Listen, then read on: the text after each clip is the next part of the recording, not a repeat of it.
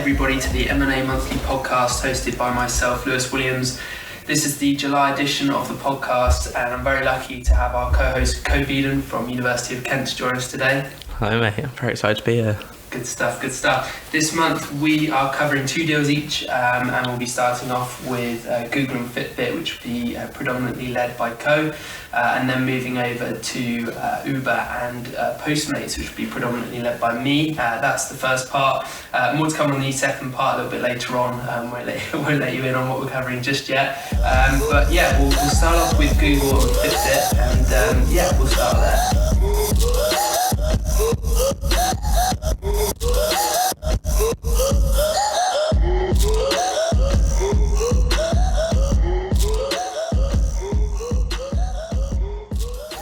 Okay, so the first deal we're going to be looking at today is Google and Fitbit.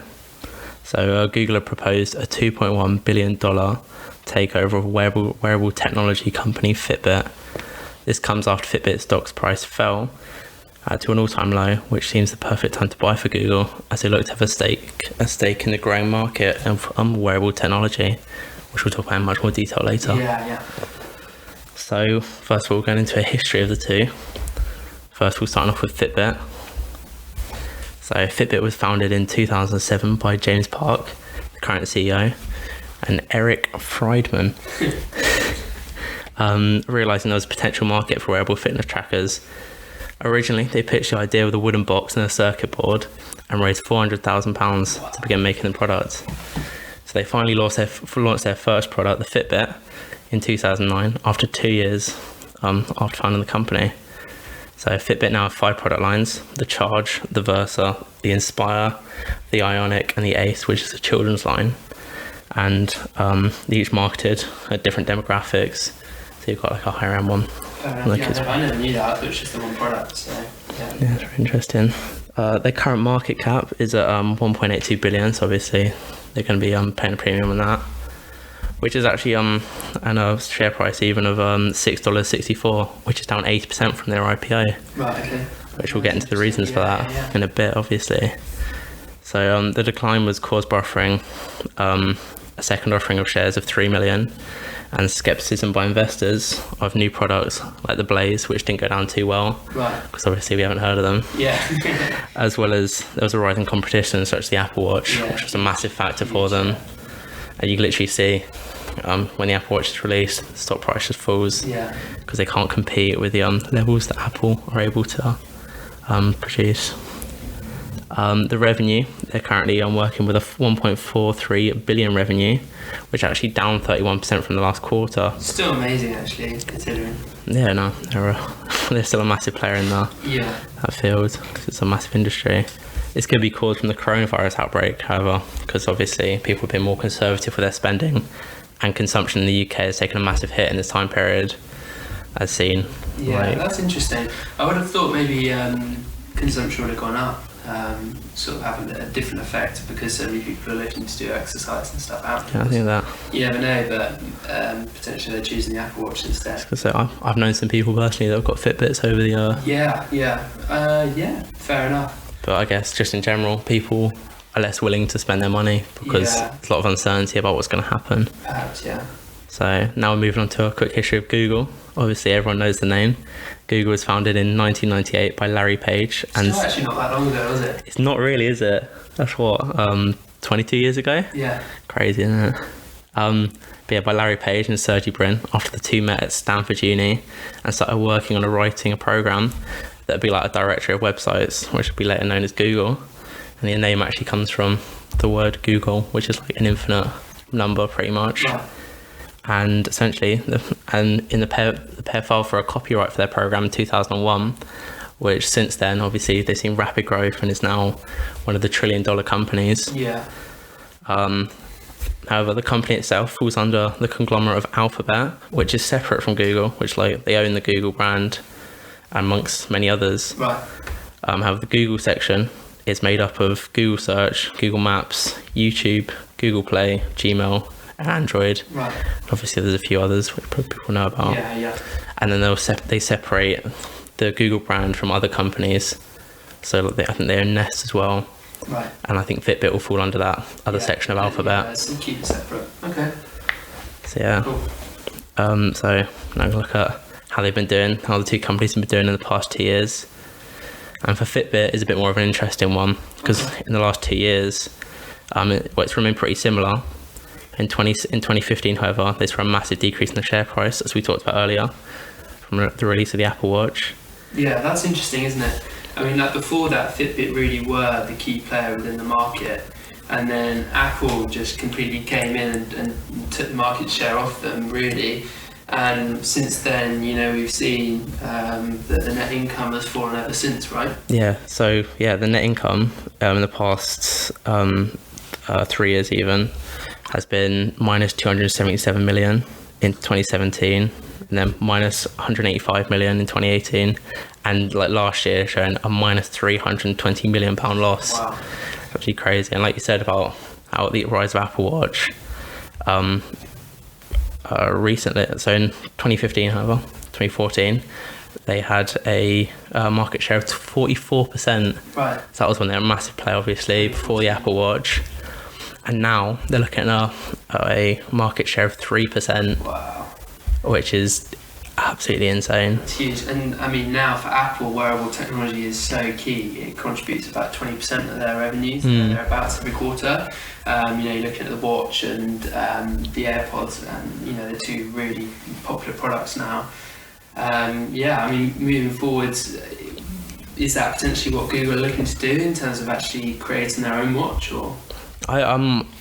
I think so. They're going to try and work with the Fitbit brand and current technology that they own, right, try and like create that. But I've also got a bit of that later on. Yeah, we can go into a bit more detail. Yeah, and it's key as well if you look at it in terms of like comparing the two products. So, do you know roughly about how much the Fitbit price is for? It's like 150 or 120 or something. I think they range from about £80 to like £180. Right. Yeah. So obviously they've got a premium model, which is their competitor to Apple Watch's direct competitor. That has more sort of features to it, does it? Yeah. So it's a bit more similar in design to the Apple Watch, and then you've got their more simple one, which is about £80 on Amazon at the moment. Yeah. See, for me, you know, this week I bought an Apple Watch. It was I think it was about £200. It was on offer on Amazon, and if I was to compare it, I'm using it mainly just so I could track my running. I wanted like something that was quick, just to show me like the time and everything like that. And in fairness, both a Fitbit and an Apple Watch would both do that, but the advantage that the Apple Watch offers is that you have so many more features, right? And exactly. So the difference between £80 and £200 for extra £100 is that I think for a lot of consumers it made sense. And if you're already an Apple user, then you've also got the loyalty to the brand as well. So yeah, really interesting to see. I think if Google were to take over the company, then what they would do with the Fitbit. Because also, obviously, their premium model is very similarly priced to the cheaper Apple Watch. But with the Apple, I guess they're in the technology of the phone, they're in the technology of the watch, and they can like share the data so much easily and that kind of stuff. It'd be interesting to see if Google can implement that with their like Pixel phones. Right. Yeah, and now that you see Apple's promotions as of late, it's all about linking the watch and the phone together and saying about how things are better together. So something that potentially Google are looking to directly compete with. But yeah, cool. Okay, so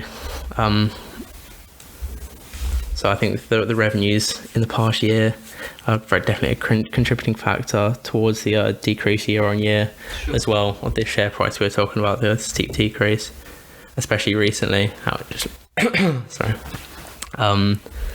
Recently, obviously they've made those massive losses, and so I'm guessing investors are looking at this and being like, what is going on? So I mean, and then Google on the other hand, absolutely massive revenues in the past few years from many different sources as well. Yes. So obviously they've got their ads, which actually make up 80% of their revenue. Wow. Because obviously a lot of their services are ad based. Just shows how huge it is, isn't it? Yeah, exactly. So it makes up 80%, and from their search engine to Google, for example, they all rely on ads to bring in money. Yeah.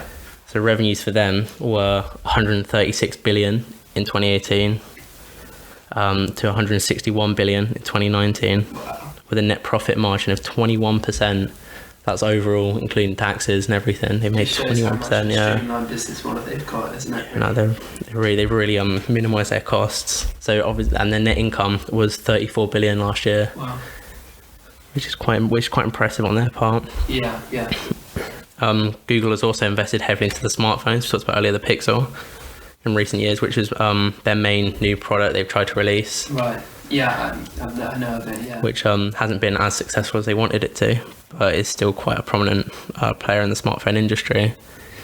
I think you could definitely say Google's a cash cow in the different industries that they're in, because obviously technology is it's a maturing market at this point, and like the video sharing, the browser, which most of their stuff comes from, but they've got a massive market share in these industries. Yeah, and the other thing is they have so much money in cash, isn't it? Like 13 something billion in cash, which again gives them the opportunity to go into markets that are evolving, like the wearable tech. And obviously, I know it's not something that we've directly discussed before, but looking at something like the Google Glass, which is something that never materialised as it was meant to, but it's something again that's along the lines and technology that could be shared, as we're now looking at ways that which we can wear technology like the AirPods or the watch, but you could also have the glass included.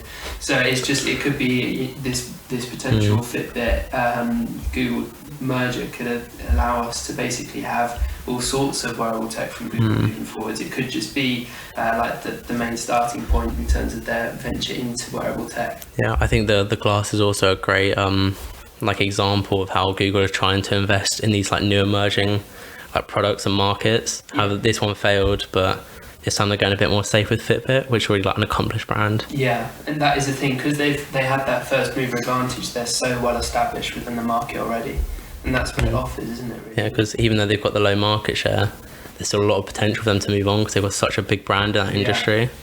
Yeah, I mean, their brand doesn't equate to the 3% market share they have, right? And the bargain is that they're such a well-known company, but they're just failing so badly at the moment because they can't really keep up with the strategic drift that has happened because of Apple. Yeah, I think they've also suffered. There's been a lack of innovation. Yeah. 100%. So they've just released the Versa 2, which is their premium one. Right. But other than that, they're pretty just standard. They haven't changed too much from their original. Yeah, and they're so easy to copy, aren't they? There's not a lot of differentiation within the logo. Oh yeah. You've got so many other things now, like the Garmin and other watches like that, which offer like the Samsung one as well. And the Samsung one as well. All of those ones outside the Apple ones are all quite similar in what they offer, because they're all to do with Android and. Exactly. And what do you think about this for a question? So, if we're looking at the smartphone market, you've got Apple as number one, Samsung as number two, and potentially Google or Huawei as number three, depending on what market you're looking at, right? I think Xiaomi as well is a Chinese. Yeah. If you're taking a Western market like the UK and US, do you reckon how much of an impact does having other wearable accessories like the watch or the AirPods have on the consumer's impact in their decision when they actually purchase a smartphone? So for me, if I'm buying an Apple phone, it could potentially be because I want to have the watch and I want to have the AirPods as well. Through getting a Pixel, you could buy other headphones and things, but you're buying into the brand as well. And if you have other elements to it, like you have the wearable technology to go with it, that's all synced in with your phone, it offers a more of a complete package to the consumer potentially moving forward. So an interesting thought. Yeah, I do think when you're considering buying a phone, you want to think about all the stuff around it. Because after doing your research, you're there's all these other avenues you can go with it. As well, don't you, really? Yeah, because buying a Pixel, buying the new Fitbit, obviously, if they can link, you're going to be oh, I kind of want to get the Pixel because it will link to my watch, or get the watch will link to my Pixel. It ties in completely. Try and make sales elsewhere. Yeah, and tying in as well, we're going on now about the technology and stuff, which we can go into if you want. So I was just going to do a quick analysis of why Google were going to buy Fitbit and the conditions around it that have made them go for it. Okay. So Google recently haven't been able to create a fitness watch. They haven't, whether it be lack of expertise in that area or not having the infrastructure in place to do it, but they haven't been able to. So this acquisition will allow Google to access a market that's worth 34 billion. Wow. And by 2023, it's projected is predicted to double every year from now on, which I think is I found that fascinating. How it's definitely every year the market's doubling. Yeah, how far does that go? Very interesting. It's a very quick growing market at the moment. Yeah, and especially because they've got so much cash to plow into this product and this project. They can really penetrate the market if they wanted to. And as soon as they've already got a market share within the mobile phone industry, linking it again, they have the ability to do so quite quickly. If you're looking at buy versus build, because they've decided not to build, but if they buy, they can still build quite quickly. Exactly. And alongside this, Google also purchased technology and personnel for 40 minutes from Fossil, which is they're developing their own watches and technology within that sector.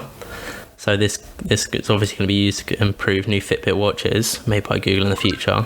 Perfect. And they already have an operating system for these watches called Wear OS, which they've developed themselves. Right. So I think what's happened is they've got all the systems around it, but they haven't got the actual device itself. Right, and they were almost just waiting to pounce on Fitbit once their price plummeted. Exactly, yeah. You had this in their sites for a long time, and they've already got the tech, so it just makes sense, doesn't it? So, yeah, and obviously this new technology is not really in circulation at the moment, so it can offer something new to the market, which I hope will bounce Fitbit back. Yeah. In a statement by the Google device SVP, Rick Osterloh. Nice. Over the years, Google has made progress with partners in the space of Wear OS and Google Fit, but we see the opportunity to invest even more into Wear OS, as well as introduce a made by Google wearable device into the market, e.g. their acquisition of Fitbit. Sure. So actually allowing them to use their technology and try and put it out. Yeah, I mean, just going back to last month's episode that we did, we looked at Apple and Beats, and the acquisition of Beats for $3 billion was their first ever, not their first ever, but their biggest acquisition to date, right? And through buying that company, and it kick-started their journey into developing better quality headphones and wearable technology. And since then, it's absolutely skyrocketed in terms of its contribution to Apple's overall products. And this could be something very similar, perhaps. Yeah, I think they're probably hoping that they've looked at that, hoping a similar thing. They can do a similar thing, and they've got to catch up, haven't they? Really, if they're going to be in a similar market, they've got to adapt, and they've got to catch up to what Apple is doing. They need some aggressive innovation in that sector to try and push themselves. Absolutely. Yeah, and also on Google's part, this is definitely diversification, as currently they have no product in this wearables market. Which is surprising, isn't it? For a company of Alphabet size. Yeah, exactly. You think that Google have the Google Watch out by now, but they don't. So this is obviously good for them, and obviously more revenue streams for Google means it's less risk and more data as well. But we'll go into. Well, yeah, obviously. That's a very interesting point. Yeah. There's also other reasons for this merger, like the data, which is very controversial, and is the main reason where it's probably might not be cleared by the regulation boards. Google will have access to Fitbit's 28 million active users, which they can use to benefit other sectors of their business by targeting ads, or they can use this massive amount of data that they already have to kind of combine and give you, the viewers at home, ads that are even more targeted at you to help you purchase stuff and get their advertising revenue up. So the regulators in the EU are investigating the acquisition for whether the deal will damage competition, disadvantaging other tracking apps, and now Google's Play Store, or give Google more profiling data to improve its online search and advertising business. So essentially what they're saying, Google could potentially use their app store that they have to promote their wearable technology and try and disadvantage the others, which is obviously anti-competitive. Yeah, and it'd be interesting to see whether, if let's say Google did launch their own watch, whether they would still allow Apple to have the search feature as primarily Google. When you pose a question to Siri, it doesn't automatically know the answer, it'll go to Google. So it'd be interesting to see if they keep that going, because they're obviously a competitor in that area if they did decide to pursue that. So it'd be interesting to see what impact that would have on. I'm sure actually the Samsung watch also uses Google, I assume. Yeah, I think so. Yeah. As well. So that could potentially be a USP that they could have, because they have all the rights to it. It's their own search engine. and obviously contracts and things would impact. But yeah, it'd be interesting to see. Yeah, I think also Apple could respond because obviously they have their own app store, and they could lower the searches of Fitbit and just make it more difficult for them, which would make see that happening for sure. Which is obviously anti-competitive, which the EU aren't too happy about. Yeah.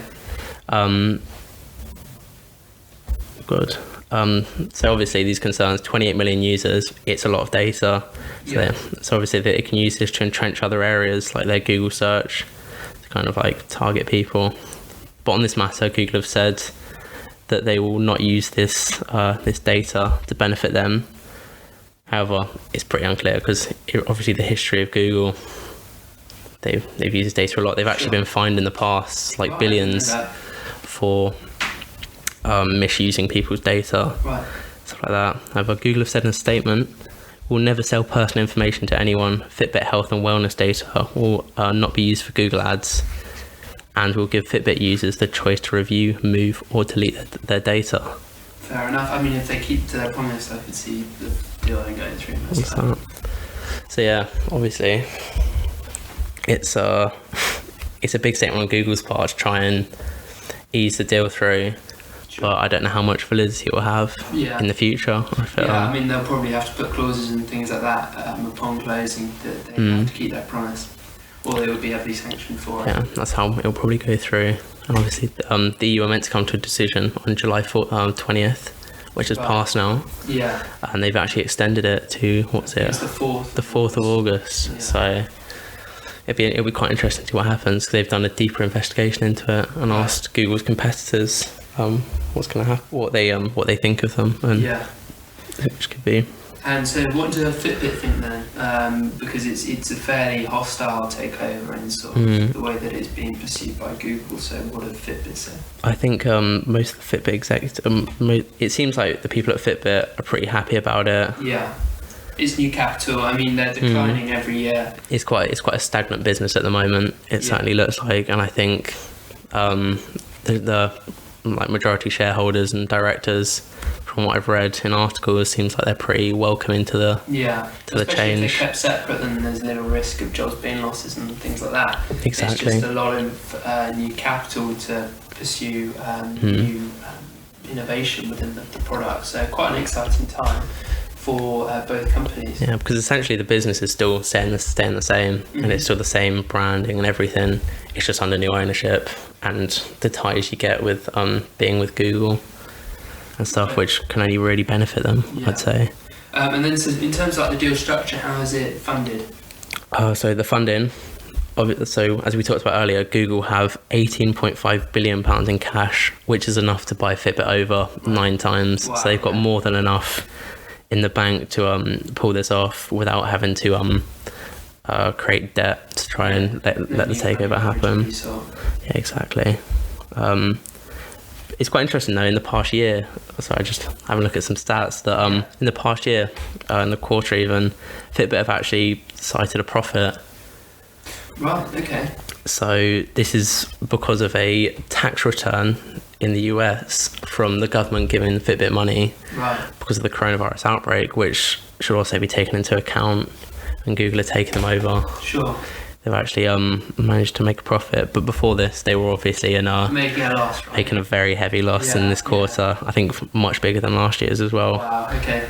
Which is quite don't intense. Get fooled, and I guess actually, yeah, exactly. I'm sure that there won't be, but yeah, interesting to see why that has changed.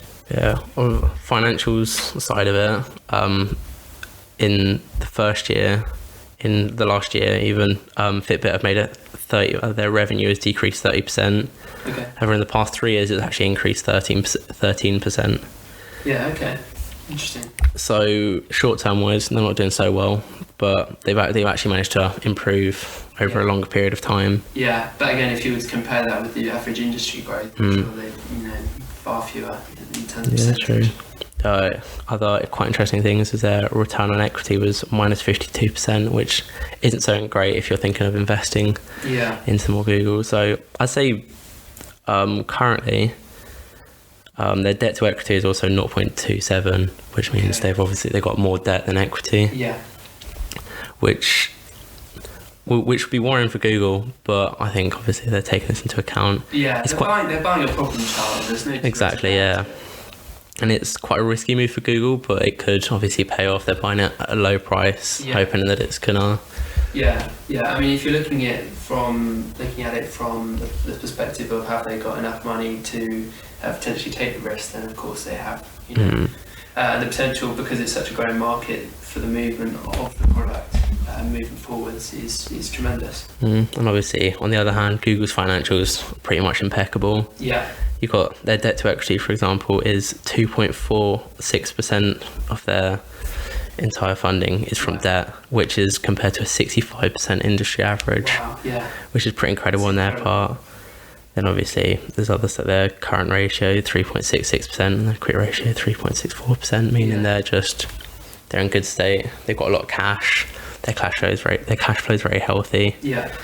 So they're obviously in a good state, but I mean, if you were to describe the perfect acquiring partner, it would be Google. Yeah. Right? Because they've just got enough money to do anything really in terms of innovation wise. They've already got all of the intellectuals that they've acquired from Fossil. They've already developed the technology to help it go further. They've got accompanying products that will help the individual watch or Fitbit become much more than just an individual. It would be part of the whole product line that they could be launching, as well as the glass and things like that to come. I mean, it is tremendous, right? Yeah. The potential is huge.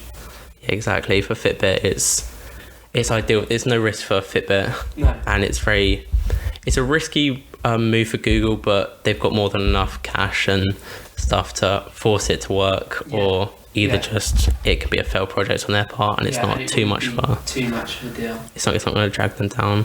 Yeah, but I don't think Google usually fail on things like this. So no, they know what they're doing. They know what they're doing. Yeah, simply put. Okay, fantastic. We'll close out on Google and Fitbit there. Be interesting to see how that changes come August 4th. And we will also, hopefully, in the August episode, give some sort of closure on that, just to update everybody listening. But a really interesting case in terms of where we see wearable technology moving forwards, right? Yeah, it's a very, very quickly expanding market. Absolutely.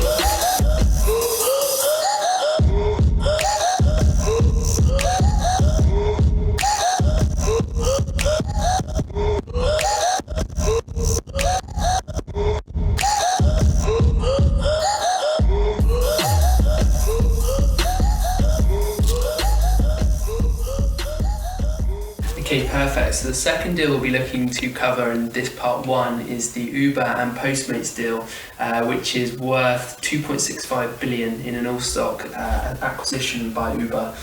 So to begin with, we'll go through the history of Uber and then Postmates. So Uber was founded by two tech entrepreneurs at Le Web, which is a tech-based convention hosted in Paris, which is apparently where all of the biggest startup heads in the world meet every year, and actually a lot of big companies come out of that convention because people get talking and networking and that kind of thing. So both originally, the founders actually had startups before that, which they both sold. They launched in San Francisco in May 2010, which is obviously the hub for Silicon Valley, under the name Uber Cab. In 2011 was a crucial year as they managed to gather significant funding from credible sources like Jeff Bezos and Goldman Sachs, despite posting initial losses. Does seem like Jeff Bezos invests in everything at the moment. Does, the technology firms. He always gets it right somehow. He does very well for himself. Moving forwards, they expanded their product offering in 2012, introducing things like UberX and Uber Pool, which helped expand their product line further, targeting different markets. And they also increased their geographical presence, so moving into different countries. Uber, despite popularity, faces two big issues: their profit margins and law and regulation. They opened up their accounts in 2017 and actually showed losses of 3.8 billion, which have further worsened as years to come, but more on that to follow. Also in 2017, Transport for London banned Uber, although this did not stop Uber's London operations. It's still an ongoing legal battle. And they also had a similar thing in New York. And there was also change in regulations in California, I believe. Sounds like a very costly legal process for them, which 100%. doesn't help things. There's a lot of issues over the gig economy, which is quite a key talking point for this deal. I think it's very important on the government's parts to be regulating that as well. Yeah, 100%. Because it's all about where you draw the line, isn't it? Are they contractors? Can they be paid below minimum wage? All of those kind of questions that need to be answered moving forwards. In terms of market cap, Uber is about 55 billion, but their valuation, I believe, is about 82 to 100 billion. So a bit of a gap there, but people obviously see that it's a growing market. Revenue-wise is 14.15 billion, but their actual profit loss for the past year was negative 8.5 billion. So posting a loss of 8.5 billion people, that is absolutely massive. And a really interesting case study in terms of why the business model of Uber and Lyft and others is failing. Moving over to the target side, Postmates. Postmates is a similar goods delivery service like Uber Eats or Amazon. They mainly focus on small businesses like brick and mortar companies and also local takeaway sites, and they deliver on scooters and such things. They were founded in 2011, but didn't launch their services until 2014. In 2015, the company announced they actually completed over 2.5 million deliveries and had 13,000 couriers, so a really rather quick expansion.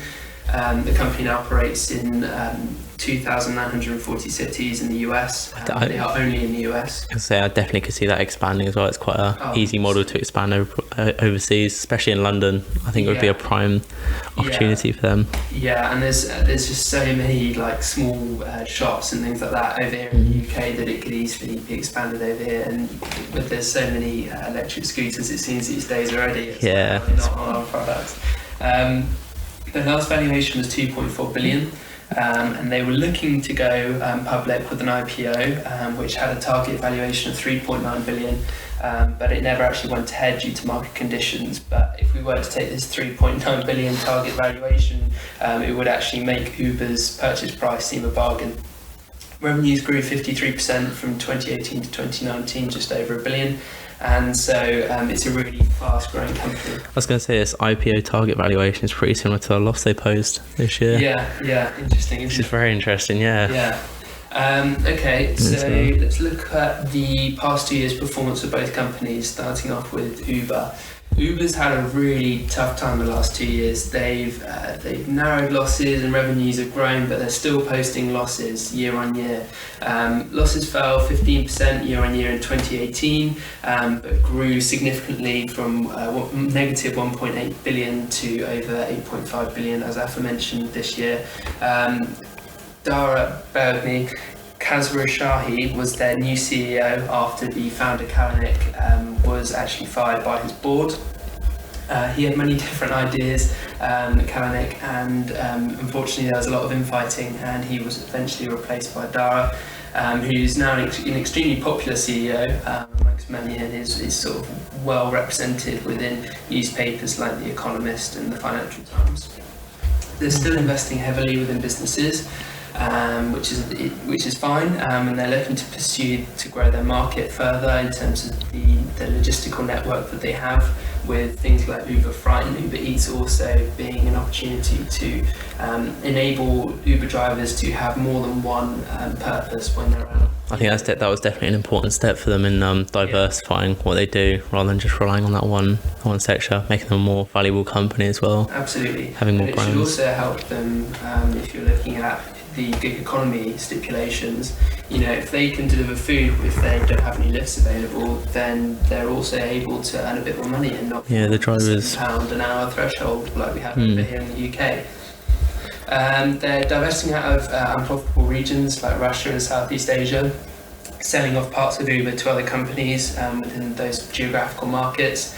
They're investing heavily within Uber Eats, which is actually expanding much faster than the rides. So in the past year, the rides revenue has only grown, I believe it's like 18%, whereas Uber Eats is growing about 70% thereabouts, and Freight also growing about 70-75%.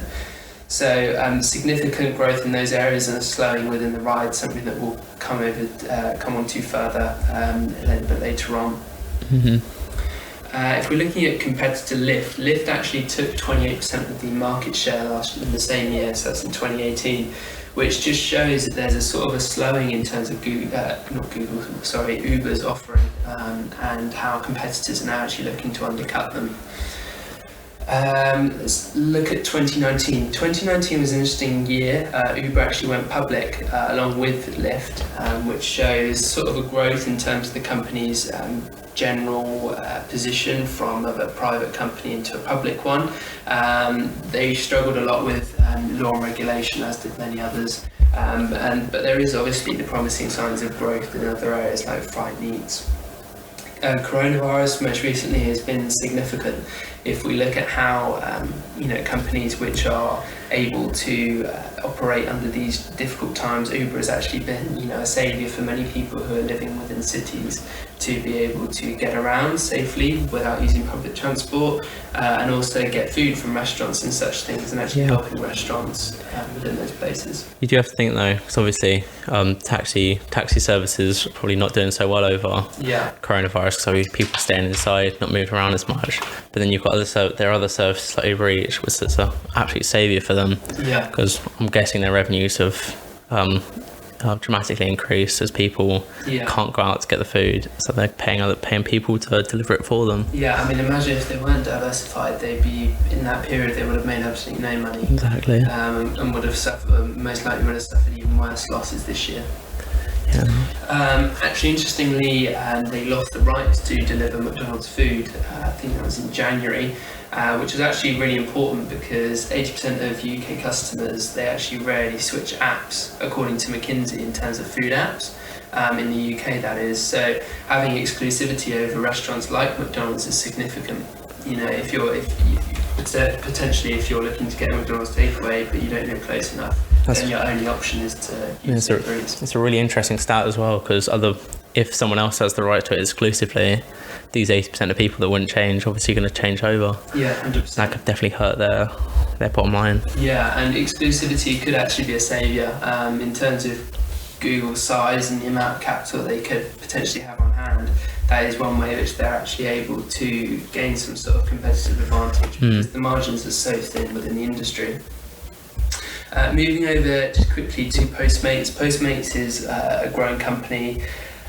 Couriers actually earn on average $18.32 per hour over in the States, and that's Postmates, and their per hour wage is significantly higher than the gig economy workers, which are working for companies like Uber. So they're actually seen as quite not ethical, but a company that treats its staff fairly, and if you're working for them, you're getting a better wage. They did plan to have an IPO in 2019, which never materialised due to market conditions, but their revenues almost doubled from 2018 to 2019. So a lot of growth for Postmates and Uber to an extent, but Uber obviously posting a lot of losses. Looking at the theoretical analysis now, looking at the deal itself, Google's, no, bloody hell, not Google. Uber's expansion of their network is their key thing, right? So they're looking to essentially grow and develop their logistical network of people. So they've got people on scooters now through acquiring Postmates. The greater the market share, they believe their greater ability to have an advantage where they've got more drivers who can get to locations more quickly, and they hope that people will see that that's an advantage to them, basically, which is interesting. Looking at the entities, they are actually looking to keep both separate, despite looking to synchronise the two in terms of the logistical network, which again is something that is significant within the gig economy, because if you looked at Uber and Lyft, the drivers are actually shared. About 70% of Uber drivers also use Lyft. And other services. Crazy. So in terms of the way that they all sort of cross-share platforms, again, is it really that much of an advantage to have a bigger logistical network? I guess you also got to think that obviously Postmates and Uber are two separate brands. There's obviously value in the Postmates brand. So I guess they want to keep that around to try and keep those customers on that, because obviously not all of them. Good PR would be wages. You'd think if they got rid of the Postmates brand, maybe not all of them would want to move over to Uber. Yeah. So they might potentially lose out on customers between the two. Yeah, 100%. So probably worth keeping both brands about. Yeah. Just looking at it in the US, Postmates has significant presence in LA, Miami and Phoenix, which offers Uber quite an advantage in those geographical areas specifically. Postmates market share has decreased 8% due to deeper pocket competitors like Uber, Lyft, etc. Being able to increase their positions. However, if the two companies were to combine, they would have, I believe it's 37% market share in the US, which enables them to, the companies combined, to catch up to DoorDash, who have about 45% market share. They're the market leader within the US. In May, Uber announced their Eats increased revenues 100% year on year, whilst rides fell 80% at the height of the coronavirus, again showing how the two balances out. So by further investing in the other arm of the business, it should help balance out those revenues moving forward if we were to have a second wave, for example. It's just a number of deals that Uber are looking to complete in the coming year, and already have. So they've been doing similar deals such as Corner Shop acquisition, which is a similar service in Latin America, and also Carrefour in France. They failed to do a partnership with the largest US competitor, DoorDash, a little bit earlier on this year. Despite having a mutual investor in SoftBank. So they were hoping to actually join forces with the 45% market share DoorDash. Yeah, I guess huge. That's a massive monopoly though, isn't it? Yeah. Even at the moment, I guess it's a massive problem with it being an oligopoly, but... Yeah. It would have been absolutely crazy if those two would have combined. I could never have seen that actually going through regulation, but under Trump you never know. Crazier things have happened, haven't they? Yeah, absolutely. But in terms of actually looking at Postmates as a business, they do offer something slightly different to Uber, because they're looking to develop, giving small businesses like a local corner shop or a local bakery or something the opportunity to compete and have same day delivery like an Amazon would have, which does offer great opportunities for small businesses like that. I guess it's a slightly different service to what the other things Uber offer at the moment as well. It's more, I guess it's more product based rather than fast food based. Yeah, and if you were to look at that from a government perspective, you potentially look at that very fondly. You know, if you're somebody who, like a local government, or when we see the increase of big supermarkets like in the US, how we saw Walmart completely crush local mama and papa stores. Now having something like a Postmates that encourages people to go and shop at these places because they can actually get those products on the same day is significant. And also, especially here at the moment, we've got a massive problem with like the high street dining. Absolutely. I guess a similar thing's happening in the US. It really helps those businesses get a competitive advantage as well, so they can start getting to people's homes and staying up. Yeah, and if we were looking at it from a brand perspective, this could potentially massively improve the public perception of Uber. Uber, I think, are potentially looked down upon a little bit because of the gig economy sort of pieces that have come out this year, criticising companies like them. But having something that's helping local providers, which are looked fondly upon, it does potentially improve that. It could actually be a key driver for Uber. Yeah, as long as Uber don't drastically change the model at all to kind of cost save, in a sense, I think that would really benefit them. Yeah, and it also could help them rival Amazon in a way. This deal offers delivery as a service now, and so if you're looking to not have a ride, you're not looking to have food, but you are looking to get something from a local shop delivered on the same day, you could now use Uber, and in that way it is actually competing with Amazon. Yeah, which is always good, because obviously Amazon at the moment, they seem unstoppable. And to have these smaller businesses get on the same level as them, I think that's only a good thing. So move over to CEO comments. Both companies have actually already been working together for a few years. So Uber have been a smaller investor within Postmates for quite a few years now, and they've been working, I don't think in theory they've just been almost like a silent investor, but they are now looking to develop that relationship further. But that can be seen from the quotes here from Khosrow Shahi, who's the Uber CEO, he says the vision for us is to become an everyday service supported by a more efficient combined merchant and delivery network. Uber and Postmates have long shared a belief that platforms like ours can power much more than just food delivery. They can be a hugely important part of local commerce and communities, all the more importantly during crises like COVID-19, to which I completely agree. Yeah, especially at the moment when, more so in like a month ago, when you weren't allowed in shops and shops had to close because they just simply couldn't get the people through the door. They didn't have a delivery service. Yeah, it keeps the light on for a lot of companies. And exactly like the second wave, especially in America at the moment, they've had that massive second wave. Yeah, and I think the problem in the US will persist for a lot longer than over here as well, if you're looking at current trends. Yeah, I'll have to agree with you on that one. And I guess it's important for the survival of these smaller businesses rather than like after this crisis. I guess we're going to see a lot of big companies surviving and smaller ones shutting down. But a company like this and Uber diversifying into that, they'll be able to survive, and we'll be able to make some money on top of that. Yeah, 100%. And the more we speak about it, the more it seems like it is an ethical move from Uber. It's a PR move as well as an acquisition to develop their network further.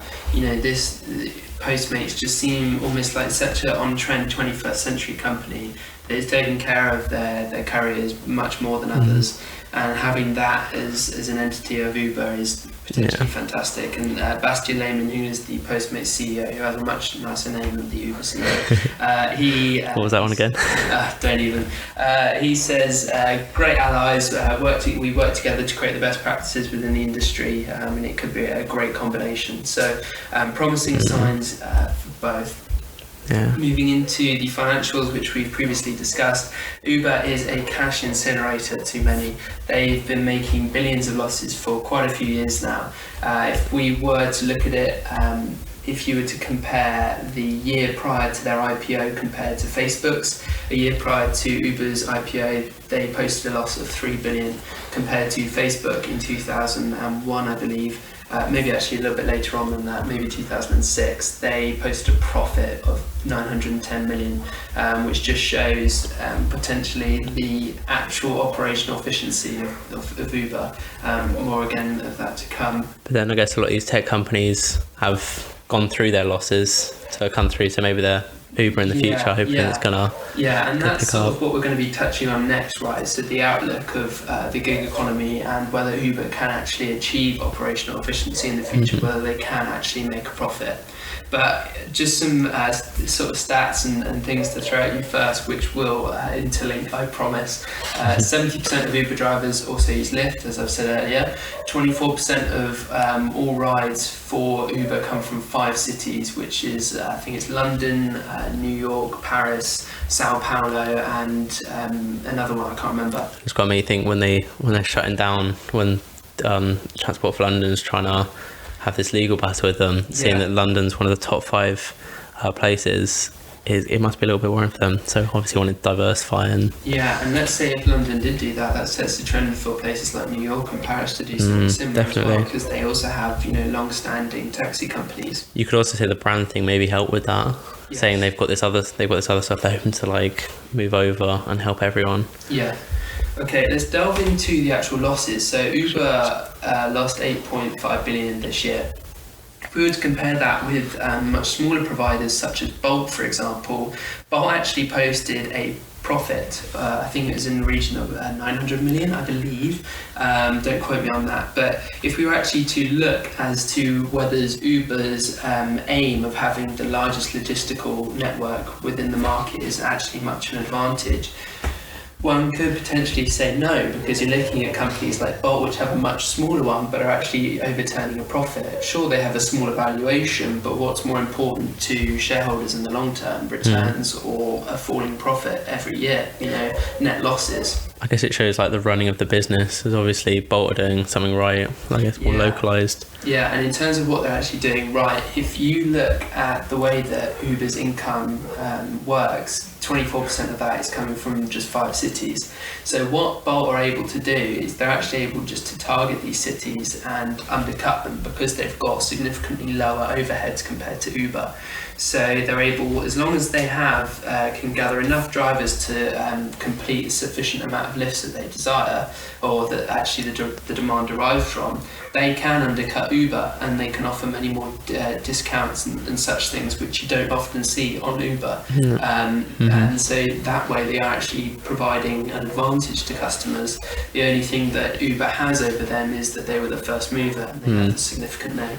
But if we were to actually look at it from a business model perspective, having small localized providers actually offers potentially much more of a profit margin because their overheads are significantly lower. 70% of Uber drivers are also using Lyft at the same time. There's no exclusivity Uber have over those kind of the drivers that they use. True, and I guess especially with Bolt, they've managed to be a smaller company and perfect the actual operations of the business. Yeah, it's a lot easier, isn't it? Because Uber have sort of shown the way, and Bolt have now come in and copied it. But and maybe scaling that up, they could potentially try and use that expertise and these processes that they've made to try and turn a profit even bigger each year. Yeah, 100%. And in terms of then looking at Uber and the future of rides moving forward, the next big tidal wave does seem driverless technology. Millions are being pumped into this area by Alphabet, Google, who we've spoken about previously, and so they're actually looking to develop driverless cars, which is quite a big phenomenon moving forwards. If we were to look at that in terms of the impact that it would have on a company like Uber, currently Uber gives about 75 to 80% of the total fee per ride to its driver. Take away 75 to 80% and Uber actually get to keep all of it pretty much, which is significant. That's a massive difference, and that's an 80% increase in revenue. Absolutely. Yeah, so. And if we were then to look at it from Alphabet's perspective, would they then post a buy or a build dilemma? Because would they want to buy Uber with their infrastructure, or would they actually prefer to develop their own market? Because as we've seen, it can be easily copied by people like Bolt. And if they had their own cars, Uber's driver cars compared to driverless, which aren't making a profit, driverless cars which would make a profit, a significant one at that potentially, would Uber actually be much of a target in the future, and would they actually be able to compete with the likes of Google, who have a lot more cash in surplus, who can put that money into the new technology? It'd be interesting to see. Yeah, because you've got to say driverless technology is great and all, but it would cost a lot of money to try and implement on a large scale. Yeah. And someone like Google, as we've talked about earlier, 19 billion in cash, definitely have the assets to do that. Whereas I think they're probably the only company who and they've got the technology, whereas Uber, I guess, 8.5 billion loss, it could be difficult for them to push on to that, even if it gives them significant advantages. Yeah. And the actual infrastructure that Uber have built is valued at about 22 billion, which compared to their valuation of 82 to 100 billion. So if Uber were being acquired for their current valuation, it wouldn't really make sense to Google if they're buying them simply for their infrastructure. I think potentially they'd be looking to buy them for the app and its efficiencies and the amount of knowledge it has on Google Maps and that kind of thing. And the customers are already there. Yeah, and the customers are already there. The well-known brand is potentially worth a lot as well. You're right. So it's a really tough time in terms of the rides, in terms of what they're looking to offer, because you've got potentially 10 to 20 years before driverless technology comes in. Are 8.5 billion losses sustainable? Absolutely not. So it's going to be a real race against time, in my opinion, between whether we see driverless tech get implemented or whether we see Uber crash and burn, or whether they're able to streamline their business further. I definitely think it would be an important next step for them. It's a logical next step in the advancement of technology of taxis, because obviously we've gone from taxi services that you ring up to on an app. It's the next step in that process, I feel. Yeah, 100%. And then if we look at it in terms of Postmates doesn't really contribute that much. if you were to consider the breakdown in revenue for Uber, so Uber currently gets around 18 billion in revenues. About 13 and a half of that, off the top of my head, is from rides, and then 4.5 is from Eats. Obviously, Eats is a faster growing market, but it's unlikely to ever eclipse rides. And so how much of a bearing does this deal actually have on the long-term goal of actually achieving operational efficiency and overturning a profit? It might help balance out the losses that are currently being posted by rides, but it isn't actually going to have that much of a bearing because there's too much of a difference between the rides revenue and the Eats revenue. Yeah, I do think that, and definitely going forward, it'll help them in some aspects.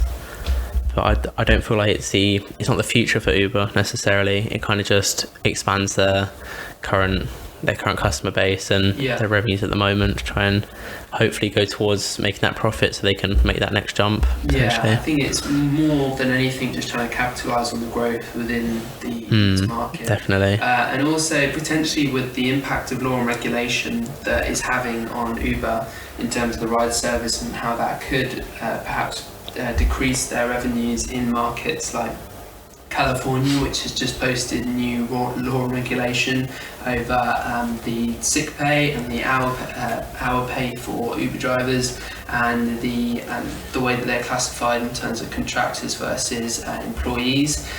It could potentially help balance out revenues, but not by much. Yeah, especially for investors going forward, the law and regulation around it is definitely something to be aware of. It's a concern, isn't it? Yeah. So it's a great way for Uber to become multi-dimensional. However, if they're really looking to overturn a profit, they do need to become far more streamlined in their main product offering, which is the rides, which again is such a headache because it's how do you increase that margin? Well, they can't really because they're just going to get undercut by people like Bolt. Their only hope really is to decrease their overheads significantly and factorize these things in, which is it's such a headache. So it'd be interesting to see, especially people who are big into Uber and people who look to invest in Uber because they think it's a company of the future. Because let's be fair, when it first came, it really did seem like that. You're booking a taxi through your phone now and it's turning up to your door in 5-10 minutes. The operational efficiency of that does seem fantastic compared to the old school model of the taxi. But again, you'd be so surprised because it literally posts losses of billions every year. But then we've seen it before with companies like Spotify. They've managed to turn around their losses and they're now making a profit. So it'd be interesting to see how they manage to work it and streamline their costs or create more revenue in the future. Yeah, and that's all they can do. It's going to be streamlining and diversifying into profitable areas, which is what this is. So a really interesting talking point. I hope you guys enjoyed that in terms of listening to the current interworkings of Uber as a business model, and hopefully it's actually a bit of a surprise for everybody to hear those things and interesting nonetheless. So we're going to take a break there and we're going to join back in part 2.